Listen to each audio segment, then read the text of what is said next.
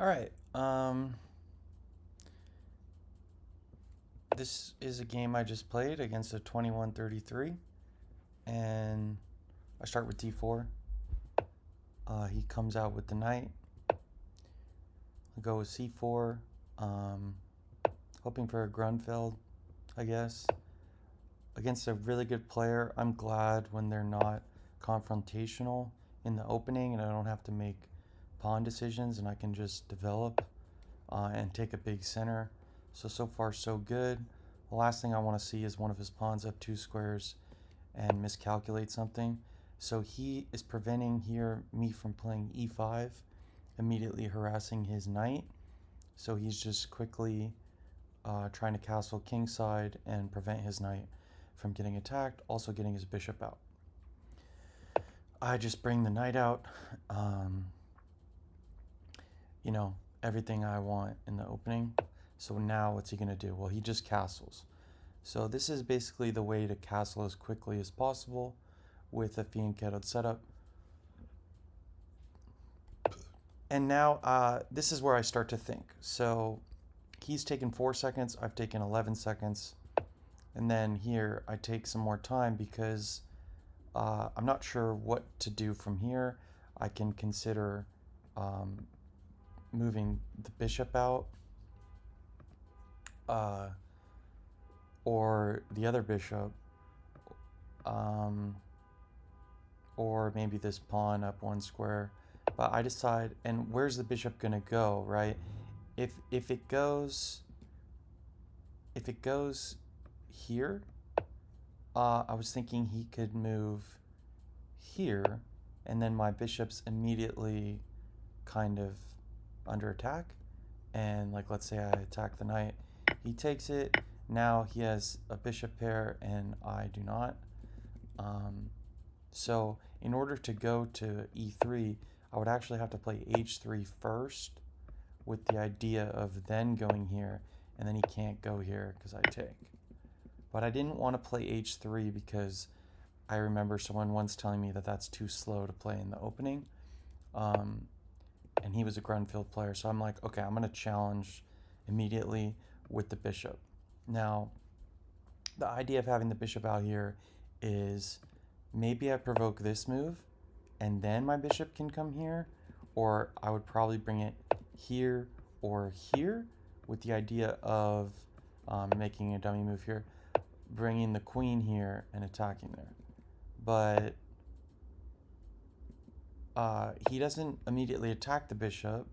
He plays c5, attacking the center. Now, the center is attacked by his bishop and his pawn. It's defended by my queen and the knight. His knight's in the way, so I'm not too concerned about this capture. So I decide to play queen d2. And the idea of that is now you can't play h6 because I would take and win a pawn and get my queen in good position. So he missed his opportunity for h6, and now well, I'm surprised, yeah. I'm surprised he didn't take there. So instead he develops the knight. And now at this point, another thing with queen d2 is I'm considering, why don't I just do that and prevent his knight from developing and kind of lock the center? Because he played c5 a little late, it gives me the opportunity to lock this. And I thought, well, if I do that, he'll probably end up controlling d4 eventually. And maybe, yeah, I don't know. But it was definitely appealing to me. But I thought priorities are, I want to get my queen here so that he can never play h6, and I can always have that attack on the king side where because he's already committed his king and I haven't. So queen d2, and I'm also expecting pawn takes. But he brings the knight out. Now I'm thinking, okay, now he's adding pressure with the bishop and the knight and the pawn all on d4. So now I'm like, I'm going to actually close it and attack the knight because it comes with a tempo. And where is this knight going? And he decides to hop it over here to the side. And, you know, if he goes this way, maybe I take, and then he has doubled pawns, and this pawn's a little lonely, and maybe this pawn eventually has mobility, and then the knight eventually can use that square or something. I don't know. So he goes this way, and now this pawn is defended by my bishop. So, and this knight can't hop back. He can't go back that way, and he can't go to b3. So, you know, my pawn push here, on the downside is I've opened up his bishop diagonal. So maybe my rook can be lost in the future, things like that. But I take this opportunity while his knight is offsides to trade his king bishop. I'm offering a trade.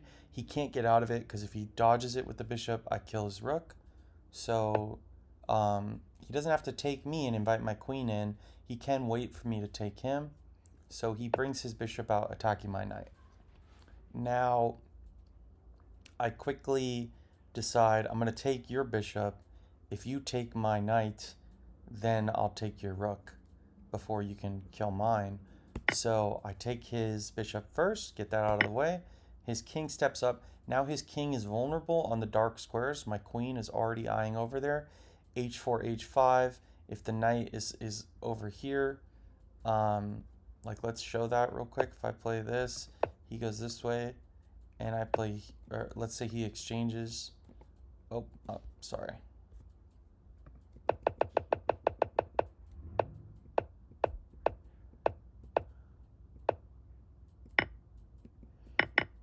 Just to show his weakness here, sorry about that. Let's say he exchanges and then hops the knight over here for some reason. As soon as I play this move, and the rook is activated, then the queen is also coming in, and that's checkmate. So that's the idea of the attack. With that bishop there, it would be harder to checkmate him. So the idea is to get rid of the ones by his king and strand this one over here. So anyway, I make a big decision here where his threat, you know, if I do this, his threat is kind of taking here, and now my king, you know, do I want to castle into his knight, or do I want to, you know, it's just I want to get this bishop out of the back row, but if I play bishop e2, which looks like it's good because then I don't have to take with the pawn, he can take, and then I'm in an awkward position where if I take back, then he's taking this pawn. Suddenly I've forgot my bishop's responsibility, and my queen is under attack, and his knight's back in the game. So bishop e2 really doesn't do anything because I'm actually not influencing the right side of the board because I'm busy protecting this. So instead, I play b3. Another reason I play b3 is to accentuate the fact that he doesn't have a dark squared bishop on this diagonal. He has no dark square presence cutting through here because I'm very weak on dark squares. All my pawns are on light squares on this side of the board, but he doesn't have his dragon bishop anymore. So this, I think, you know, was a really good decision because now the knight really has no way into the game, even if this bishop gets distracted on f3. So he has to take here, because if he waits, if he like plays a queen move and then I play bishop e2 and then he takes, then I can take back. I can castle over here, nice and cozy. Like I'll just make some dummy moves. I can be nice and cozy like this, and like long term, the idea is I have the bishop and he doesn't. So I'm gonna expand and take him out because his knight's off sides, and I can attack on the king side with protection. So anyway, he takes immediately, and I have to take back. I have no choice. And now my king hasn't castled, and both sides are a little bit dangerous. Um, it's his turn though, so let's see what he does. He plays here. Now he's giving his queen some space. Uh, he's also threatening my center, and my king's still in the middle, so he's threatening to open up the center. If I take here, he can take back. Now his rook is activated, and he can start to push pawns, and while my king's in the middle, and this pawn also prevents my knight from hopping in here ever. So that's kind of why he's playing that. But anyway, what's the threat? If he takes, I can just take back with four different options. So not a big threat. So I decide to bring the bishop out to here. Now, the bishop out to here isn't an issue of blocking my queen's forward sight because my pawns and my knight can control that. He also has no way to get his knight into the d4 square, and his bishop doesn't control that. So my queen losing sight of that doesn't matter too much. And my idea with the bishop move is I'm attacking his king position once this e-pawn moves. So now he takes here. And this is, you'll see he has 8 minutes and I have 7. Basically he has 8.5 and I have 8. And here I think a long time because I start to realize some problems. The reason why I brought the bishop to here is so that when he took, I can take back with the pawn. If I do that, I realized after doing it, like at this point I realized if I do that, he has a check, and then where's my king going? Am I blocking? Am I retreating? Is my knight getting involved? Or am I running this way, or am I running this way? Do I even want to allow his rook to get that check? If I hop in, do I hop in with the knight first, and then when he takes, I still have the same issue of taking this way? The reason I would not want to take this way is because my bishop would just be staring at my own pawn. So the whole idea was seeing what's coming, bringing the bishop here, so that if takes, I take this way, and that way my bishop can attack his king. And I'm also still shutting out that knight. If I take this way, the knight is still shut out, but it's not as clean. And the bishop just doesn't have the same attack ability, basically. So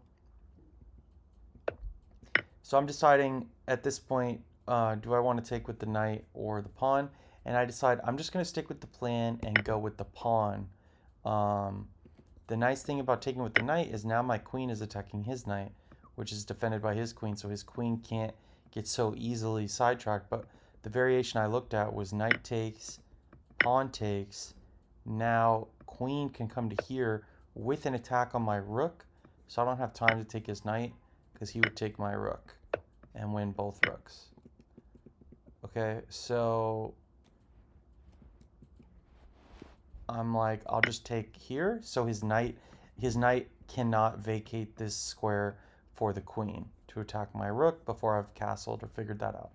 So now he checks me here, and if I block here, he can take, and then if I take, I can fix my pawns, but he can kind of lash out with this move, and maybe I castle or something. Maybe I can try to play against this pawn, but he's getting activity against my king, and I'm losing a attacking piece.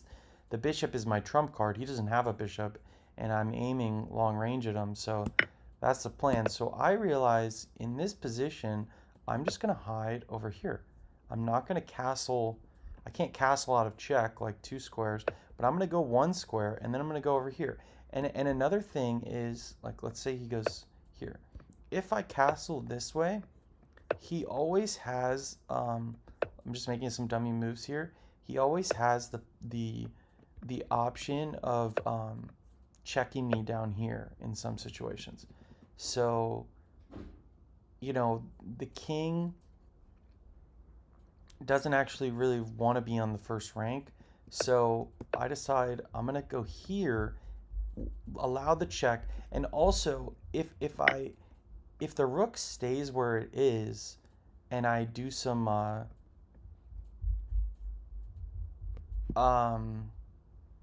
there's situations where this f pawn can be pushed forward, protected by his rook, and it kind of can be extra venomous that way. So I'm like, I don't really mind the rook seeing the open file in this particular scenario, because this f push isn't going to be as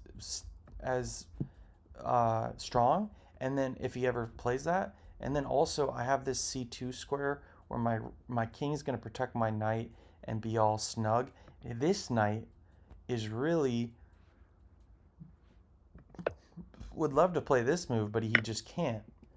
And he just can't play any moves. He's gonna have to at some point play this move and then this move, and then from here he still doesn't have any good moves to get back into the game because of the pawn structure. Okay, so he plays his knight over here. This maneuver might be to give his queen action on the diagonal that I'm most vulnerable to. And once the queen is invading down here, then this knight can kind of be more dangerous in conjunction with it. But I just immediately, unprovoked, and also the knight is threatening to come in here, but the queen is protecting that. I just play king c2 because I'm connecting my rooks. I'm basically finishing castling queenside. This rook is not, you know, in the center, but the center is closed. Everything is closed on these light square blockade, and one of his knights is going to have to invest serious time to get back into the game, if ever. The other knight is also on the rim, so it's looking good. You know, he has 8 minutes, I have 6, so, you know, even material. I have these double pawns here, but I think I have an advantage. Now he decides I'm going to get my knight back into the game somehow. And now I immediately play f4 with the idea of playing f5 and using my bishop to open up his king, using my pawns, using my doubled pawns. Like, if this pawn dies, it doesn't matter, because then I'm going to push the other pawn behind it. And if both those pawns die, it literally doesn't matter, because my whole plan is to get rooks over there. So now he plays the queen to f6, and now this square on f4 is actually hard to defend. I'm noticing now I could play the knight backwards and defend this pawn, but then I would just be defending it, and I'm also giving this queen some ideas. Because of my king c2 move, this move is possible because the rook on h1 defends the rook on a1. But I decide I'm going to play f5 immediately, nerfing the knight's power, because the last thing I want to do is, like, let's say I play this move. The last thing I want to do is let him take like this, and then if I take, he takes back. Now he's got all the counterplay, and the queens are off, so how am I going to checkmate him, right? So instead I just play f5. And now he can't take, because the bishop would kill the queen. So his only option is to take with the pawn or not take at all. If he takes with the pawn, I have a check, and then the king has a couple decisions to make. I don't know which one's better. Let's say he goes in the corner. Now, maybe I play this, attack the knight, get ready to double up. Not very good for him. I have pressure on this pawn, and I can swing over and maybe attack this pawn. So I don't know. I'm not showing the best lines, but he decides he doesn't want to open his king up like that. Because I'm getting rid of one of my doubled pawn liabilities. I'm keeping my knight in the center instead of hopping backwards, and I'm basically throwing away this pawn, saying, "Go ahead, take it. I want to see your king." And he doesn't. He says, "No, I'm going to use this moment to get my knight back into the game as much as possible." So now the knight is no longer doing nothing on a4, but it's still doing nothing on, or a5. It's still doing nothing on b7 because, like, let's say I make a nothing move. Where is this knight going? I guess you can bring it here. Say I do nothing again. Where is the knight going? The knight literally can't get in the game. It's kind of amazing. So I'm not worried about that knight getting back into the game. And I attack the queen. And I'm jumping into the rook's line of sight, but the bishop is a beast in this game. And, if he takes... it's an interesting move. If he takes there, obviously I take back. So if he takes here, now I've blocked my bishop from seeing this pawn. So now he can take that pawn without damaging his king. But my plan here was discovered attack on the queen and the rook. If you take my knight, I take your queen.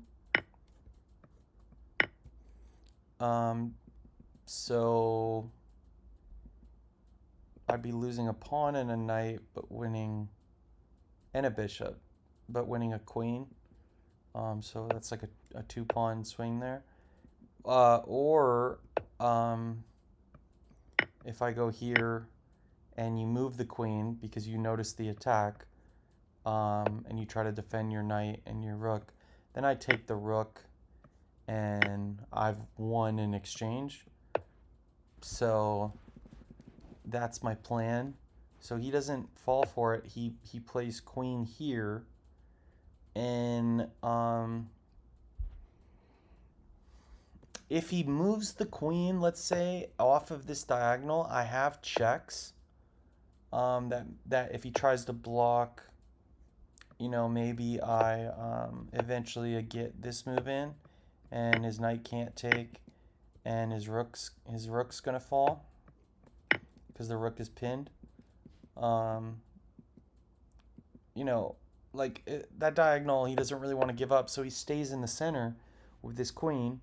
And now I was thinking about maybe this move, and then I have some discovered attacks with the knight, and let's say, I do some random move. He can't really take here because I take back, and my queen is never lost. So it is a real threat. But instead, I play f6. I'm trying to think, why didn't I play rook e1? You know why I didn't play rook e1? Because I thought at some point he can take this, and it's going to come with an attack on my knight. So, let's say my knight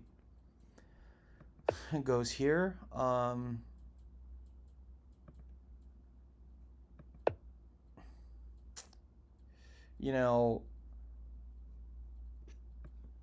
I don't really know what I'm doing here. I mean, maybe this again is a good move.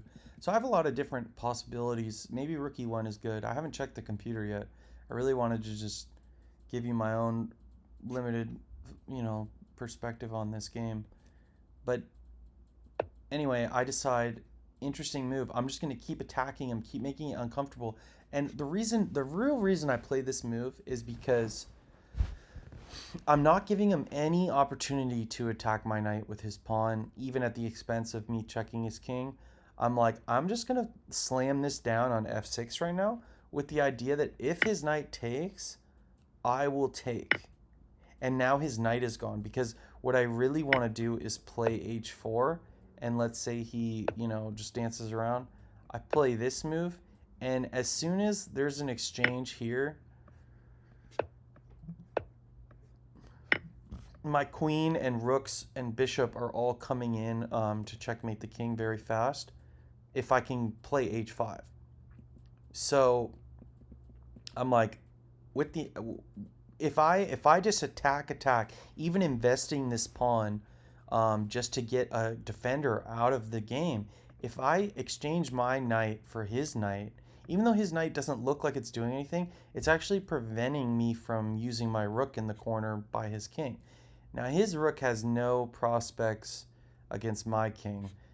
He's just not in the business of attacking me because he's dealing with his own threats. Like he's in check, right? So it all happens really fast. So he takes it, and I take him, and he takes back, and now h4 comes. And from here, he has to play h5 because, again, if he, let's say he waits, or let's say he tries to bring his knight in somehow, h5 is always going to come with venom because, let's just say he's doing this or something. As soon as I take here, you can't even take back without getting mated here. Or severely, it's just, you're giving me an option of the queen coordinating with the rook as long as this pawn is out of the way. So that's why h5 is so strong as an idea. So he shuts it down with h5 himself, but that weakens g6.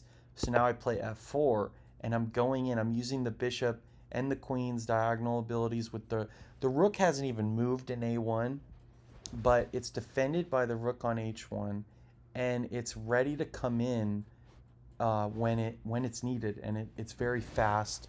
So even without moving my rooks, they're both felt. And I'm using every single pawn, right? This pawn chain protects my king, locks the center, prevents his knight from getting back into the game. And these pawns I'm just launching like missiles. So he tries to double up. Now there's no threat. If he does, let's say I go here, if he does double up, and let's say I go here again, there's no threat here to win my queen because my bishop defends that square.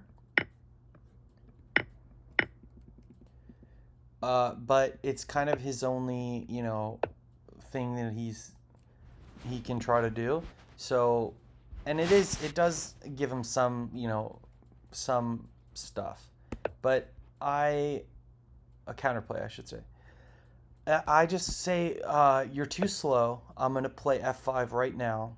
And when you double up, there's no threat because my bishop, if you take with the queen, it deflects my bishop, but you're too slow. If you go here,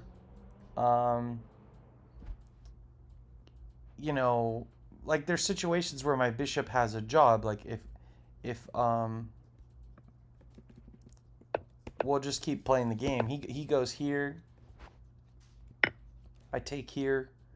With the idea you can't take with the queen because I would take your queen with the bishop. And then even if you get me here, not sure what I would do. Maybe I would escape with the bishop, and then I'm just a rook up. And if you take here, I'm not leaving this position, and then I'm just gonna attack this pawn, and you can't defend it. And that's basically what happens in the game. So I play f5, he doubles up, I take, he takes back, because he can't take back with the king, can't take back with the royalty, right, because of the bishop. So he has to take back with the pawn. Now I decide, which rook am I going to play with? I decide I'm going to play with the H rook and give him this pawn. Because if he takes here, I have check, and then the queen's coming in. So if the king tries to go over here, I can check him again. This rook is defended by the bishop, and this is already mate. So the queen's offside there. If he goes this way, there's mate here. So I decide my rook on the H file has done a good job, and now I'm going to move here with reserving the A rook for the F file so that I can attack his queen, get it off the diagonal potentially. So he comes in. This is actually a really smart move by him. He's blocking the queen from using the diagonal attack. On top of that, if my threat here, if his knight does nothing, my threat here is checking, and he's gonna lose his queen, and if he takes and I take, now my bishop has been deflected. Then he gets this move. He takes here, and then his rook can save himself, and it's a game, right? So that's not actually crashing through, winning anything. It's not winning a queen because I'm losing a queen in the variation. So that's why, excuse me. So right here, I have the A rook to attack the queen on the F. And this is basically saying, please move your queen, right? And if the queen takes here, which I think maybe is his best chance, then I can check without his ability to attack the checker. So now he has to move. And when if he moves to the corner, I have a check here, and then he can block, and then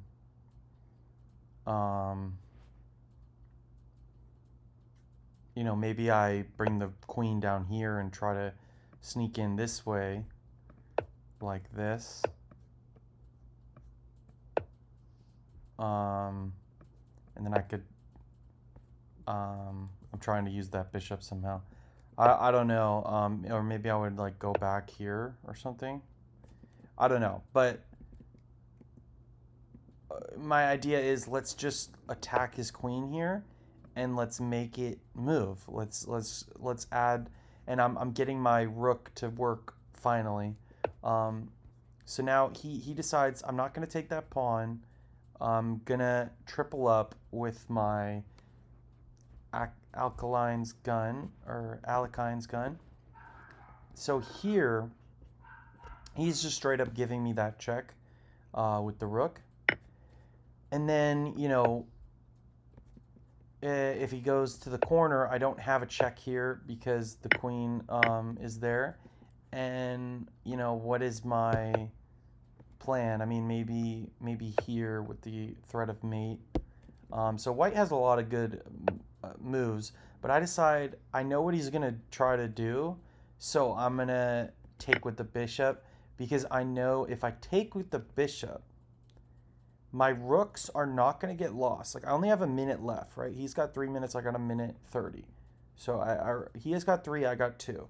So I think for 30 seconds here, and I'm like, you know what? I think I can predict the rest of this game. I'm going to take with the bishop.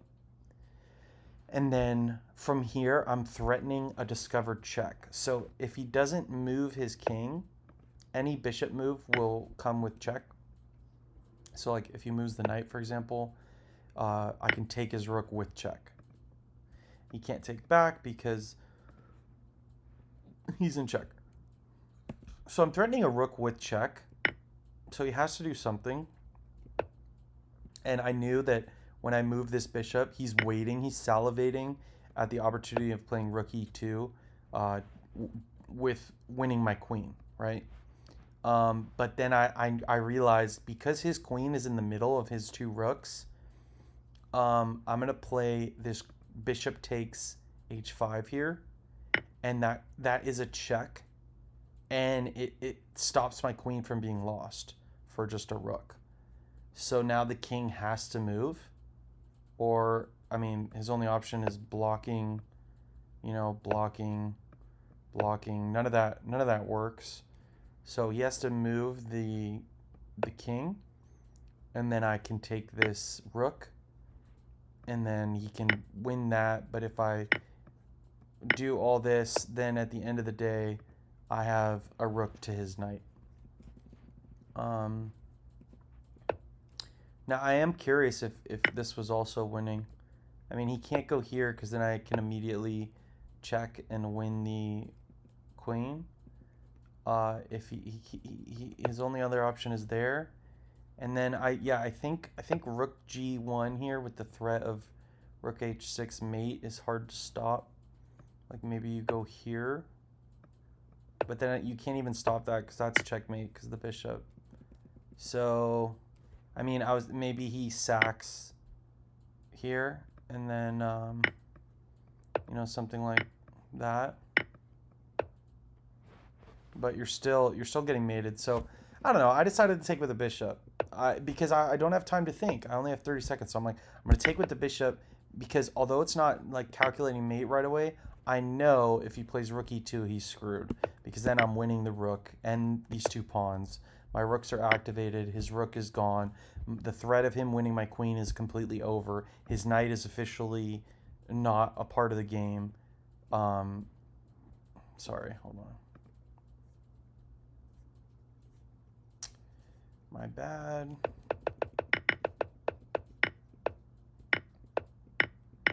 Okay, so this is the real game. Oh yeah, I forgot that awesome move. So he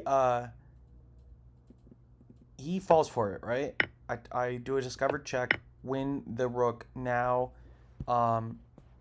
if his queen and rook switch places, he could take with the rook and then win my queen.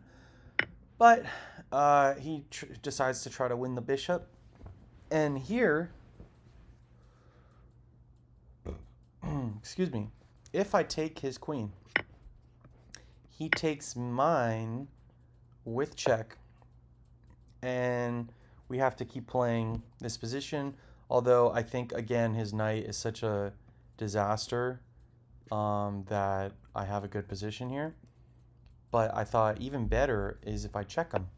And if I check him and it looks like I can just be taken, but now his queen is lost. So that's a deflection sacrifice.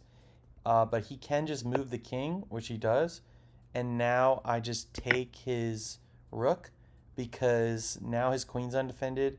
And if he takes my queen, I've won his rook, like for nothing. I have 2 rooks now. And if he takes my rook, which he does in the game, now I have his king completely cut off by my rook here, and then I have my queen ready to swoop in. Like I could just play this move, but then he has check, and maybe another check, and I mean it all runs out for him. But why give him something like that? So I decide to check him. And he goes there. I check him again. And now this is where the game actually gets interesting because I only have 43 seconds. So how am I going to win with 43 seconds when he has blocked the checkmate? Like ideally I would want to, again, I would want to like maybe swing over here and threaten. I mean, like, I think this move was good because if I can, I mean, he can still always get this trade though. And then I have to try to win this rook versus knight position. So it's, I think,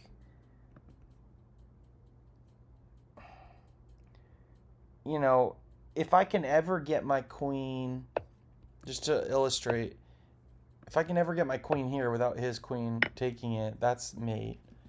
So there's a mate here, there's a mate here, and there's a mate here, and there's a mate here. There's like 4 potential mating squares. But anyway, I do the best I can checking them. And then here I have 43 seconds, I think, for 5 seconds, and I'm like, I'm just going to take. I know this is winning for white.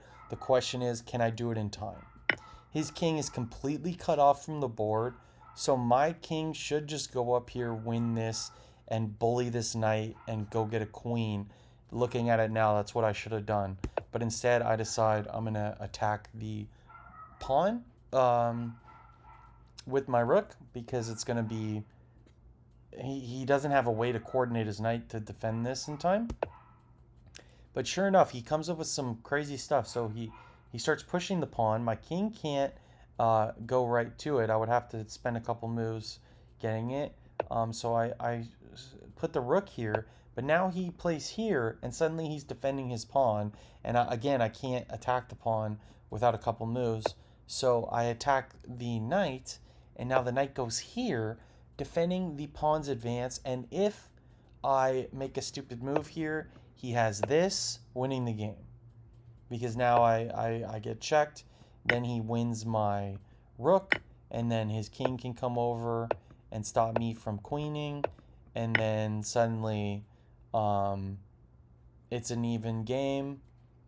So I'm not going to win, even though I'm trying to win, right? So I see this fork, and I decide I'm going to take this pawn now, because now if he tries to check me, I will sack, and then he has to go win this pawn, and in the meantime I'll queen this pawn. Okay, so he knows that I'm going to sack the rook for the knight, so he starts bringing his king. I start bringing my king finally, because his pawn's out of the way.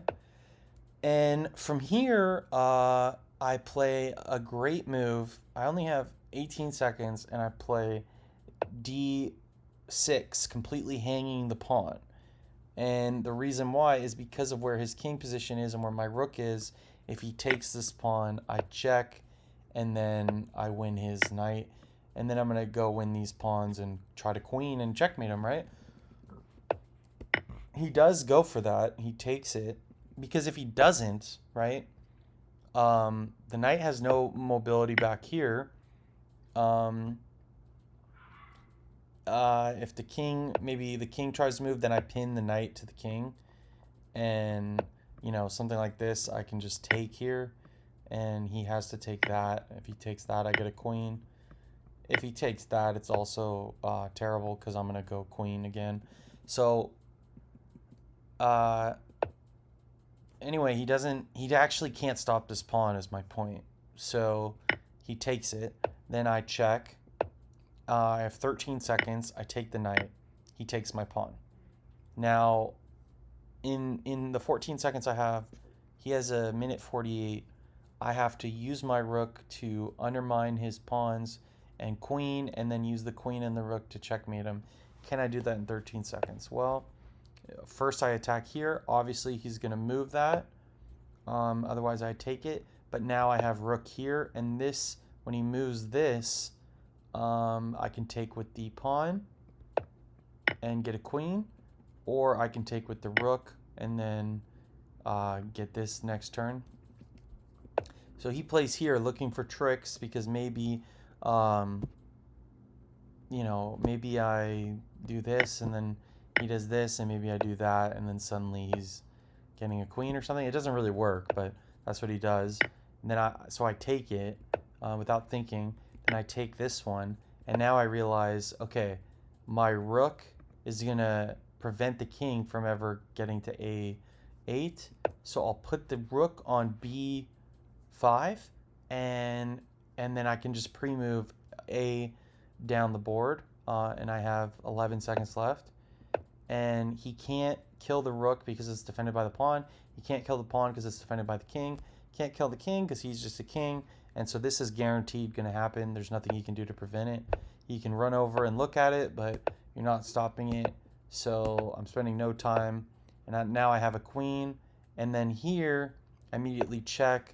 Now he should go here, because what he does is he goes there, and then it's just checkmate. And I have 8 seconds left. If he goes this way, then I would actually check here. Then he can still try to run this way. And then it's just kind of the rook is involved now. So, you know, maybe I check and then mate. So yeah, he tried going that way and it's just checkmate. So definitely one of the coolest games I've ever played, because I mean, to close the center like this, force the knight off to the side, and then, because if I do it right away, right? If I do it here, then his knight's coming here, potentially. And then, you know, if I go do this, you know, maybe his knight goes here, and it's not as bad. But by waiting and then doing it, and then this knight out here just really could never get back. And trading off his king bishop, playing b3, huge move, because now I'm forcing his hand, so he takes here. Now I can't really castle kingside because my structure is ruined, so I decide I'm gonna play the bishop out here. When he attacks my center, I'll take with the bishop side, allow the check because I'm gonna run to d1 and c2, and this knight is never getting in. It's preventing his pawns from assaulting me. You know, he can't go here because I can just take that. He can't go here because his knight's in the way. So he goes here, and then I go here, and then he tries to get his knight back, but I just throw my f pawn forward, knowing that my bishop protects it. So he has to take with the pawn and open up his king, and then I get my knight in, and then I love this move, just saying go ahead and take me, and then now you only have a queen defending your king, and I have basically my bishop is unopposed. And I'm quick with h4. He has to play h5. I basically have the initiative this entire game as white.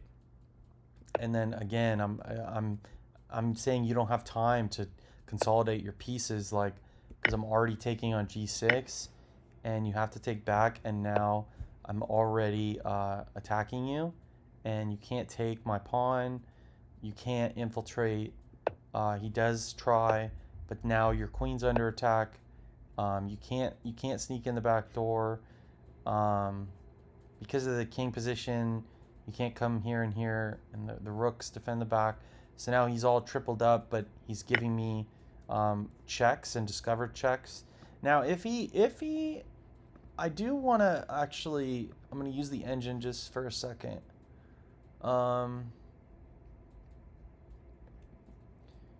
Yeah, it's mate in 11 with the rook, and the way I did it is +6, and that's why it was kind of a sticky end game where I almost ran out of time because I took with the bishop, but I didn't want to give him any sacrifice ideas with his getting rid of my bishop. But yeah, I'm supposed to take here, and then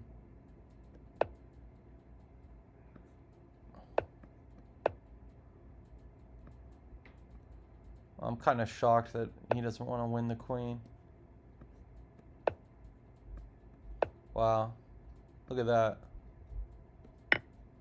You can't even take because it's mate. Yeah, so it's bad news, bears, at that point. So we'll see at what point I'm winning.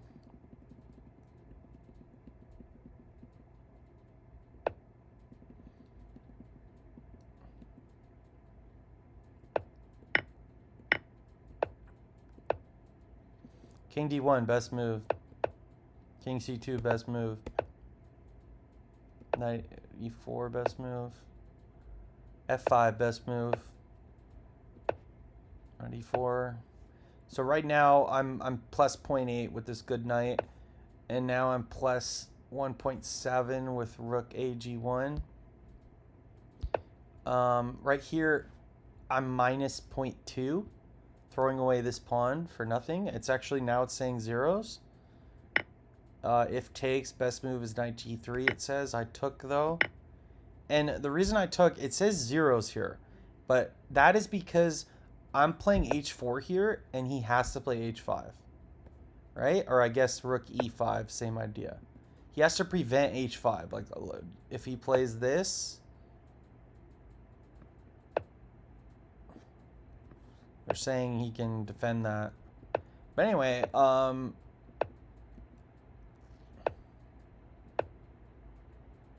best move here is, so now I'm plus 0.8. Okay, so that's his big blunder. So at this point, I'm plus 1, like plus 0.9, and he can't. He doesn't have time to double up. He's supposed to take with the pawn. And then from here, this was my plan, was rook AF1, which is the best move. And here I'm up a pawn, it says. I'm plus 0.8 or 9. And that's because this pawn, yeah, he can try to defend it. But then I'm checking him, and I'm eventually winning it back. Let's see. Yeah, so I'm eventually winning that pawn.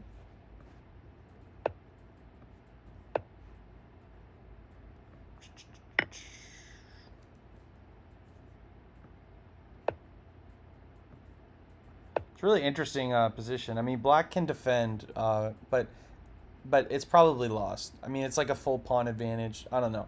Human-wise, I felt that his knight not being in the game would be decisive, and here it is decisive. Here, at this point, I'm plus 5 when I take there, and because now my rooks have, you know, the ability to team up against the king and the queen and this pawn with the bishop and the queen, and he has no infiltration. So, I mean, it actually says best move here is rook A to F1. And it says the queen has nowhere to go. Wow, the queen's trapped? Well, the queen can go here, right? And then here. Yeah, there's actually no defense for this pawn. That's what's so crazy, is my pawn on D5 was a killer. I did it this way, and they're saying best is rook E4. Yeah, that makes sense, just to sack the rook. And then I just have a good position. Because he's made a concession. He has a bad knight, and he's down in exchange. But that's a computer defense. So he's lost at this point. At this point, he's lost. The game's over. He's down a rook. He's down more than a rook. But right here, the game is in the balance if he takes... Only move, G takes F6. He didn't want to play this, because now his pawns are all weak over here. And I can, like I showed, I can eventually stack up here and win this pawn. So...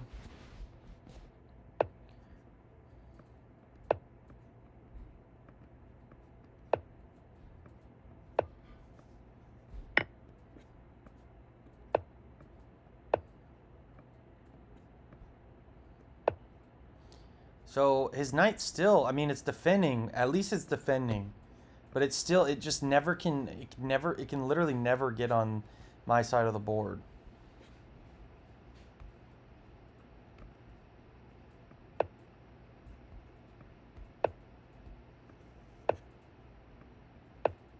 Computers are just such beasts defensively. Like, this would be mate without the knight.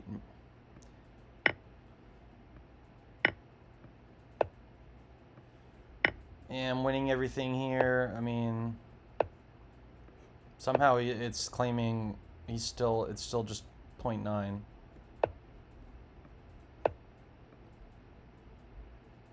I mean, I can't take this. I'm saying zeros here. But yeah,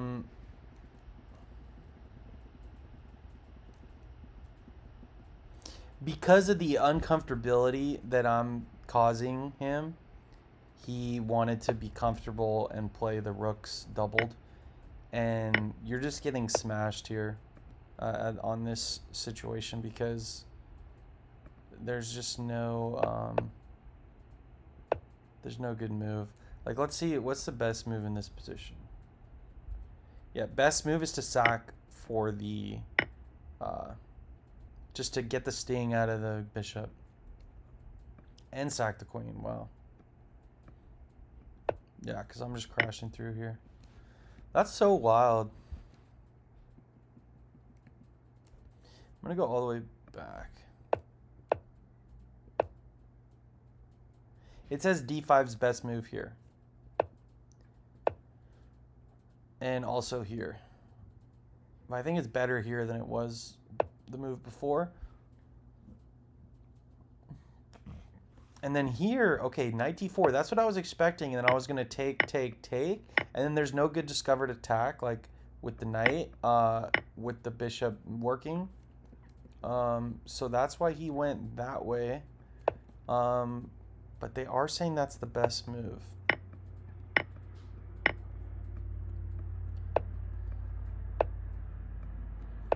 They're saying that's the best way for black to play. What if he goes this way and takes, saying I'm up more than a pawn here. Yeah, this is just too good of a center.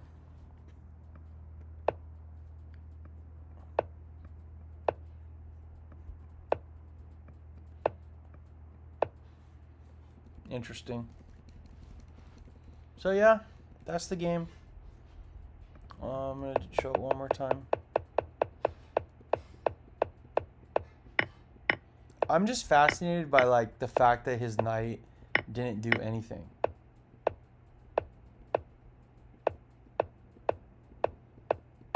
Like, I can be reckless with this pawn on the f-file. I can lose it. I can give away my advantage. Doesn't matter against a person because my play is very, very straightforward, which is my rooks are going to attack your king with my queen and bishop aiming there. His plan is, how do I get my knight back into the game before I get checkmated? And he couldn't do it.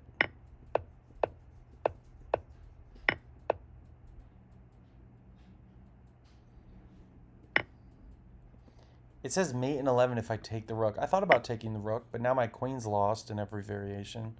But I guess here, oh, I can check again, force it here, check again, go here, check again, go here, check again, go here, check again, go here, and then I win the rook. That is so nasty.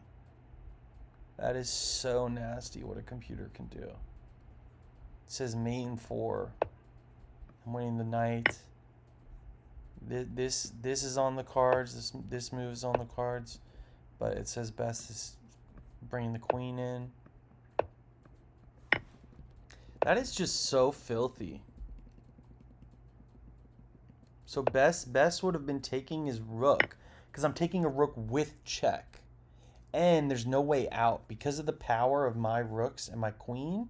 I mean, my queen's power is nerfed because I can't actually come in because I'm pinned to my king. But using the bishop and the 2 rooks and invading like that, eventually I get another discovered check movement with the bishop. So I win the rook and I still get to keep attacking. Then I play here and now I'm winning the rook again. I'm winning both rooks by doing that. And I'm dropping nothing. So that is how I should have played. But I was low on time and I thought this is winning for sure, because there's literally, like, I'm not losing my queen, right? And then I get to deflect, and then all his pieces are off except for his queen. Now his queen, okay, see, this is interesting. Queen d3 is the best move, check. King h8, queen f3. So I'm sorry, queen f3 they say is the best move. This move's also mate in 13. Let's see, queen f3. Yes, with the idea of queen h5 check and also queen f6 check. If queen here, I imagine this would be check, no? Okay. Yeah, rook here. So that now when I check, I mean this is game over. Oh, I'm pinned. Interesting. Okay, hold on. So check. Whatever. Let's say I check and he goes here. Okay, best here is queen f3. Because he doesn't have any checks. And he can't defend mate. Let's say he goes here. Let's check. And check. And mate.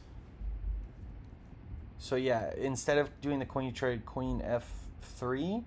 I mean, the rook is so strong here. And there's so many mates, like I said, that I should definitely have done that. But instead I took. I almost lost the game on time. So I could be a lot better, but I think this move here was really clever. Because what can he do? It says knight d4. I go here. And you try to stop it. I go here. And I'm queening. The same result. There's no stopping that pawn. It says mate in 21. Best move.